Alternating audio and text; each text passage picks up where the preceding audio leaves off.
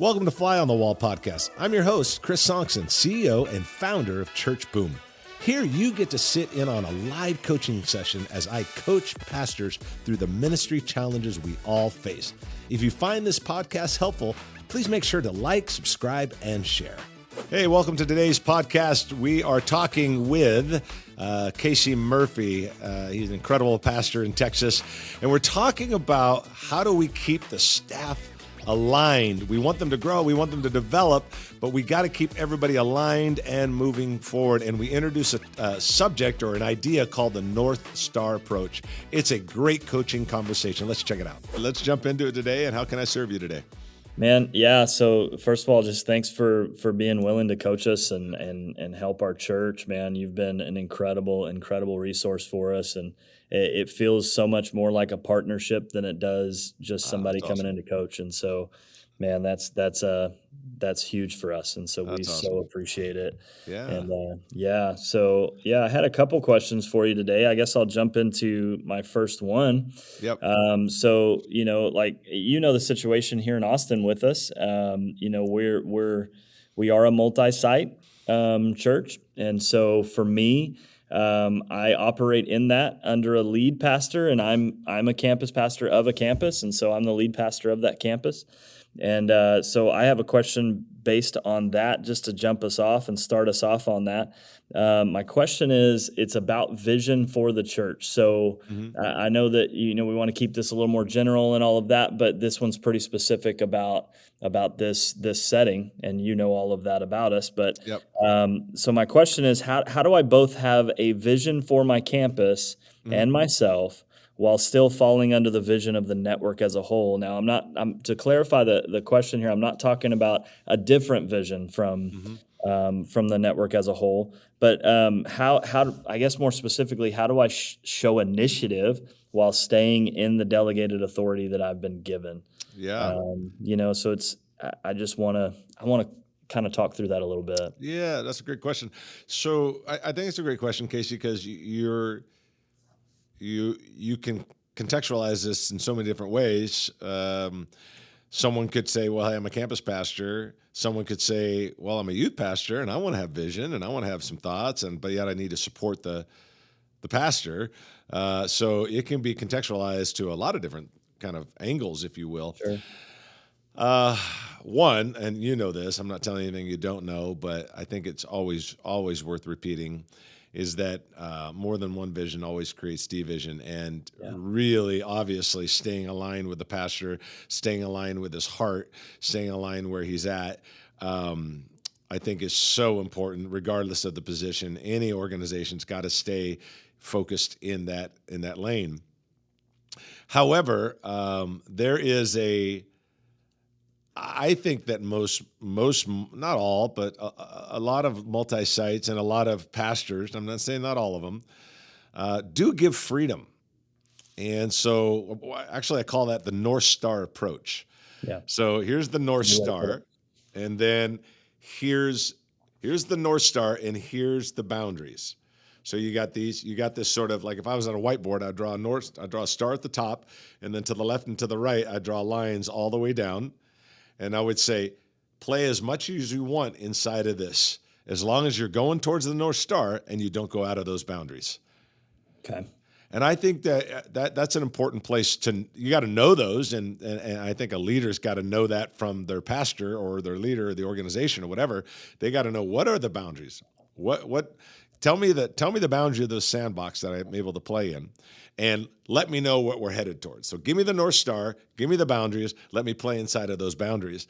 I think as long as someone plays inside knows those boundaries and then plays inside those boundaries, there's a lot of room.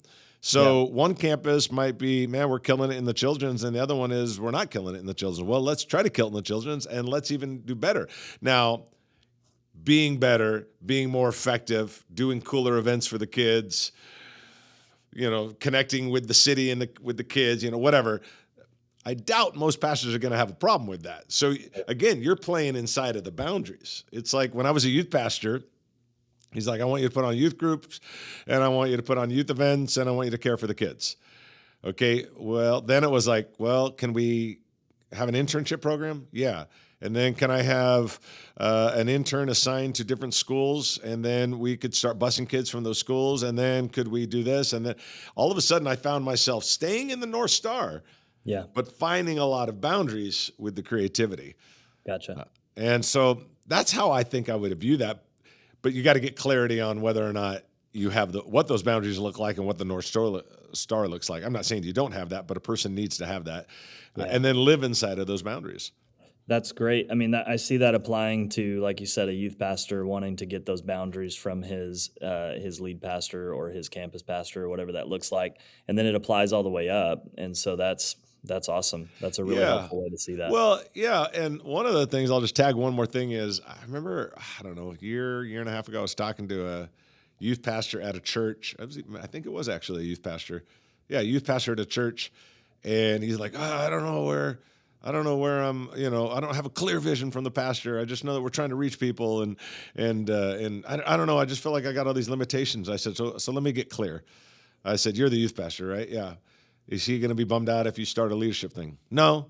Is he going to be bummed out if you start an internship thing? No. Is he going to be bummed out and not like it if you try to connect with public schools? No. And I said, so you have all this, and I said, you could be doing all this, but you're not. What you're doing is you're sitting in the bullpen complaining about the pitcher. And I said, rather than saying, hey man, I've got all this I could do. All these ways I could get creative, and all these ways that I could do things that no other youth pastor's doing in this city. And he's all, well, yeah, I guess you're right. And so I think that a lot of us probably have that. I know the situation with you in Texas. I think there's lots of room as long as it's moving to the North Star. Absolutely. Yeah. Yeah. I think that's so good to get that clarification of what those boundaries are, and to know that we're all aiming towards that common vision, and what falls underneath that is what we can do. And so that's great, man. That actually helps me a ton to have that visual of those boundaries in the North Star. That helps me incredibly. So that's awesome. And I'd tell you just too, from your leadership position, those are conversations you should have with your team. Yeah. At that campus, the youth, the children's, or whatever. Be like, hey, I'm not putting any boundaries on you. If you're not on public schools, and you're not trying to, put on parenting classes for children, or whatever, for children's department, or whatever it is. Like, most youth pastors, children's pastors, staff members like yours, this is what they think. I put on a youth service. I put on a few events a year, and we try to grow and make sure everybody's happy. Yeah. It's like, but there's 25 other amazing things that you could do that no other youth department, children's department is doing in this entire city. And they typically don't think that way. And so just think about, one, challenging in that area, and two, as you grow and look at new staff, do they think that way? Yeah. Or do they just think, oh, so I just put on services and check, there's 4 or 5 boxes you check, and that's it. Yeah. It's like, we didn't get our youth ministry to where it was when I was a youth pastor, and it was extreme. It was twice the size it was huge, and outgrew the church, outgrew everything. We didn't get it there because we stayed inside the boundaries. It stayed inside of the checklist. We stayed in the boundaries, but we did not do just the checklist. So anyway, make sure your team does that. It's expanding their vision for what 100%. Why not? Yeah, expand their vision for sure. Yeah. Awesome. Well, man, thank you for that. Yeah, absolutely. That's really, really good stuff.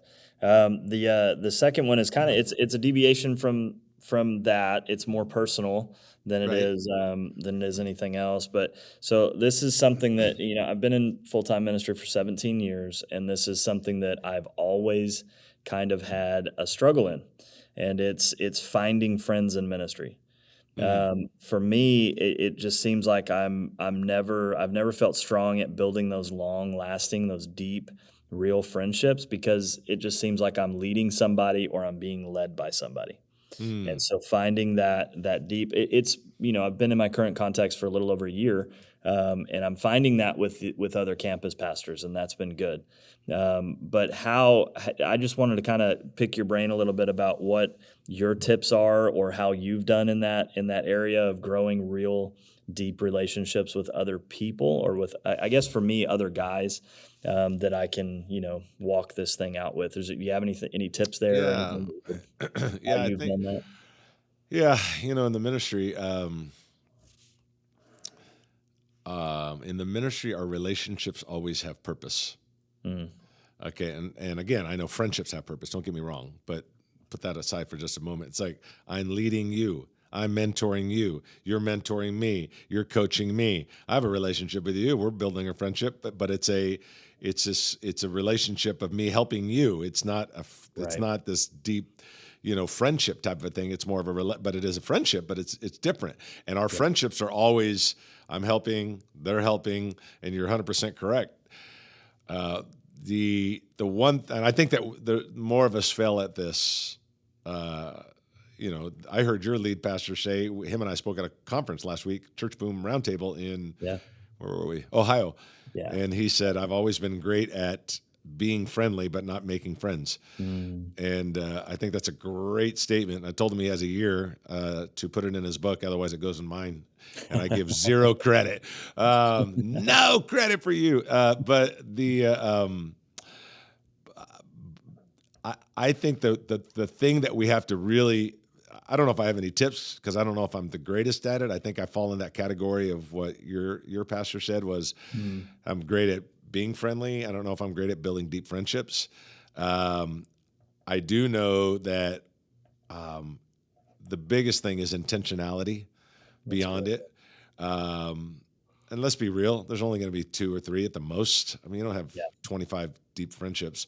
You have Yeah. a couple of deep friendships of people that you trust, and that's about it. And I have a couple guys like that in my life.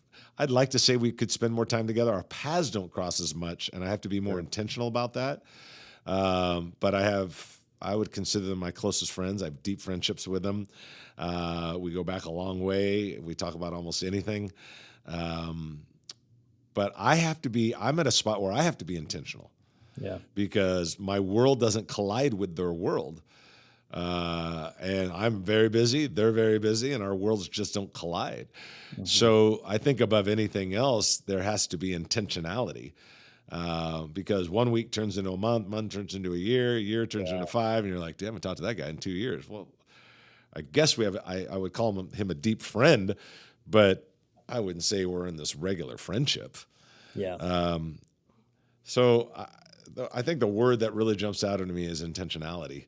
Yeah. That's good. Unless you're intentional, I just don't see it happening, because you have enough other touch points in which you won't notice the problem.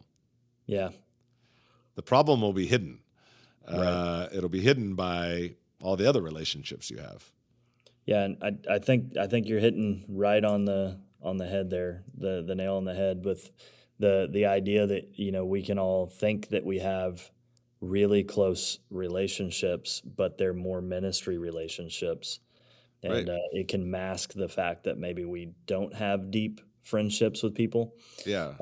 And so I think that's really what I'm working through, is figuring out that intentionality and what that looks like in this stage of my life. I've Yep. got 2 young kids, I've got school activities, I've got church activities, I've got all of these things, and they're all good. There's nothing that's negative about any of it. It's just the fact that it can become, like you said, unintentional in my time, Hmm. that I spend all of it on those things, and I don't have Yep. those deep, long-lasting Yeah. relationships. So Be aware. intentionality, yeah, Yeah. Intentionality. That's the only thing I know to do. I don't have some big secret sauce, except for if you're not intentional, it ain't going to happen. And it will, again, our careers, if you will, use that word. I don't even know if I like that word, but our callings, our careers, they get masked very Mm, easily. I got yeah, a ton of friends. Yeah, you do. yeah, But you don't really have one or two. And I can be guilty of that. I can be guilty yeah, of that. Last time I saw my closest friend in the world, saw each other just a few months ago. We live 500 miles apart, but then before that, it was almost 2 years. yeah, And I was like, man, man, that's not good, you know? yeah, I don't know. I mean, I think we're deep friends because we go back forever, but to say that we're doing life together, that wouldn't be accurate. Yeah. Yeah. I understand that. I can fall in that same zone. Yep. I can think of two or three that I would really like to build that relationship with and, Yep. being more intentional about. So Yep. You're that's just gonna good. have to block out some chunks of time, Yeah. like whatever you're into, fishing or whatever. Hey man, let's go fishing one day, or let's go spend the night at a cabin. Let's go hang out and just do a guy's thing. Yeah. It's gonna it's the only way it's gonna happen. You're gonna have to be Yeah. intentional because otherwise it'll never Prioritize it. happen. Yeah. Yeah. That's good, man. So That's important good. though. That's a really It's, great it's, question.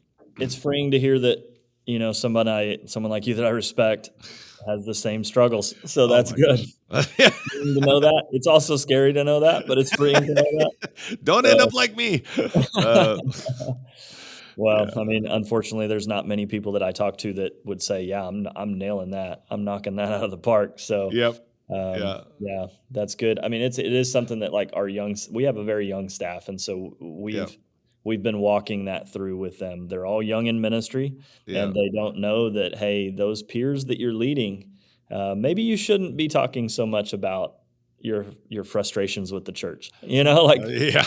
maybe you should have some deep friendships that you can go to that you can talk those things out with that aren't involved in our church. And so we're 100%. walking Yeah. that out. And it made me really look at my life and say, hey, well, do I have those? And so, Yeah. Yeah. yeah, Yeah. Well, you yeah, remember last time we were together, we talked about careful with what you say and that yeah, statement of you never bring sheep into a shepherd's conversation. yeah, that was so And good. if young That, leaders will do that, any leader will do that. It's like, yeah, oh, I'm talking to my buddy that we work out. Yeah, he's also an usher at the church. yep, That is not the guy you talk to. right. Yeah, Yeah, that's so always a good. dangerous thing. That Anyway, that statement that don't bring sheep into a shepherd's conversation is, yeah, that's key. That yeah, that should be a that should be a mantra for me. a mantra. We've just got such young leaders, man. They're great leaders. They're amazing, amazing leaders. They Yep, really are. They've got so much potential to do incredible things for the kingdom of God, but they just have to get past that point. And I yeah, think that might be a generational thing. yep, But it's just, yeah, you can't talk to everyone about everything. It just doesn't yeah, work. So, yeah, yeah. Cool. yeah.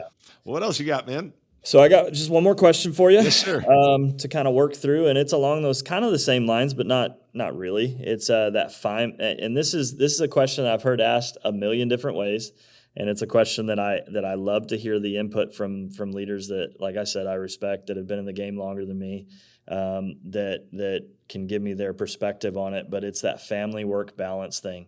Like I see you, and I frequently when I see you will ask, "Hey, where are you going to next?" Yeah, When do you yeah, get to be at home? Because I look at how much you have going on, and I go, man, it's so productive for the kingdom of God. It's so good for these churches. It's so good for all of that. And I can strive to do that and to be more productive in that way. But it's that family work balance because I've got very young kids. I've got almost 8-year old and a 12-year-old, and so like I'm trying to keep this work life balance thing. And I don't even know if the word balance is a good word to use for it, because I never feel like I'm doing well in both of them at the same time.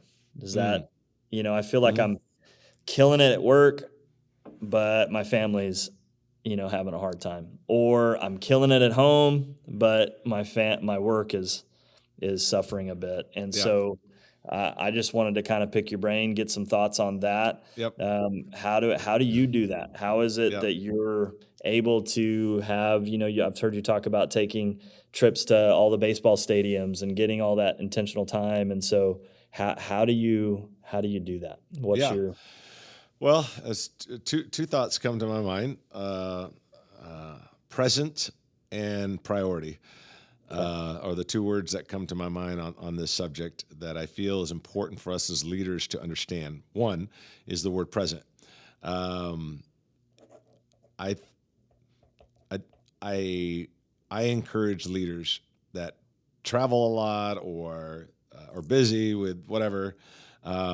Hey, when you're home, be present. When you're with your wife, with your kids, be present. Um, and I remember one time my son was maybe 10. And he said he's maybe 10 years old. We're driving in the car. I take a call, then I hang up. Then I take another call a couple minutes later, then I hang up. And then we're driving for a couple minutes. And I remember the freeway we were on and everything. And I just kind of put my hand on his knee while we're driving. I kind of, slapped his knee a little bit. And I'm like, I love spending time with you, buddy. He goes, then why are you always on the phone? Ooh. At 10 years old. Yeah, that hurts. Yeah. And I said, son, you're 100% right. And I made an about face on that day, and just thought I got to be more present when I'm with my kids, when I'm with my wife. I got 2 granddaughters now, 3 and 1 year old. So 2 days ago, before I flew out to somewhere, I stopped by there and I put my phone on Do Not Disturb when I walked into their house. Yeah. And played hide and seek and played horsey and played inside their little tent for an hour and a half. Then I grabbed my phone and walked out. Yeah. But I knew I wanted to be present. So present is a big thing. Yeah. I think that your wife and your kids will, I think your time, the impact of your time probably doubles or triple the more you're present. It's like, man, I only had 2 hours a day. I only had 4 hours on a Saturday, and then I had to go to church. But you were there, man. You were in the backyard playing baseball with the kids. You were throwing them in the pool. You were doing whatever it is that you do. But you were just having fun, and you were present. You weren't on your phone. You weren't texting. You weren't taking care of something. You were just present. I think the present impact gives double or triple the amount of it takes an hour and makes it 3. Yeah. That's one thing. Secondly is the word priority.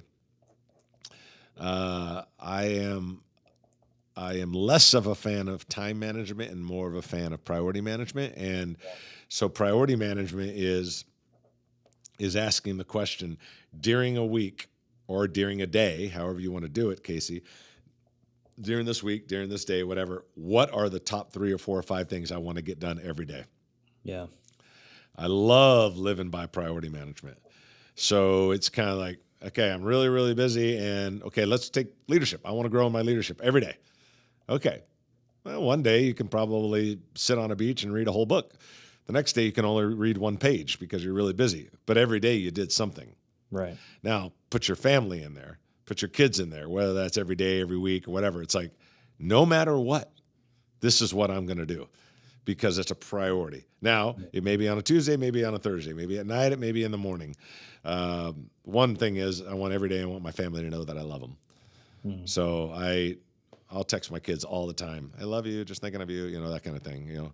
I want them to know that, even as adults. So what is it that you can start thinking of in the priority management and say, excuse me, every day, every week, I'm going to make sure I do this. It may not always look the same, but I'm going to make sure that I do this. Yeah. And our kids were probably 11 or 12. 11 or 12. So, old enough to sit inside the house. We didn't leave them alone so much, but they're kind of constantly asking us questions. And I said, Dad needs to spend time with Mom. We don't have the time to go anywhere. So we had a convertible car. We dropped down the top in the garage. I turned on some music, and her and I sat there for an hour just talking inside of the garage. Then we went back inside of the house. I was like, but I wanted her to know, like, I want this hour with you. Yeah. And we still laugh about it today. Yeah. But it said something to her. Like this hour, this hour I need with you, and it's in the garage with music playing, and like how silly is that? We both had a little Diet Cokes or something to eat, and we just kind of sat there and talked for an hour, and then we went back in the house. But it's those kind of things that I think it's like during that week, here's what I'm going to do. So I'm going to be present when it's time to be present, and I'm going to make sure that they are a priority somewhere in that day or week. Whatever that looks like for you. Like, I won't let a week go by without this. It may look different, but I'm not letting a week go by without this. Yeah. And I think that's how you do it. Because if it's like every Monday night is date night, I'm like, dude, I couldn't even begin to tell you what night would be date night. It's all over the map. It's not that. But I know every week I want them to know I love them. I know every week I want to spend time. I know whatever it is your thing is, whether that's Monday or Thursday or when early in the morning or late at night, I know this is when I want to do that. Yeah, that's good, man. So present and priority, that will Yeah. really help you a lot. That's So, great. I mean, I've heard that answered so many ways, but this is like, hey, go apply this, yeah. and it will help you. And so Cool. that's great. Those are Yeah. two things I can definitely walk away and Yeah. put into Awesome. practice. Well, man, dude, always good seeing you. I appreciate Yeah. you so much, man. Thanks for jumping on today. Of course, it's my honor. Thank you for having me, and man, I appreciate talking to you anytime I can.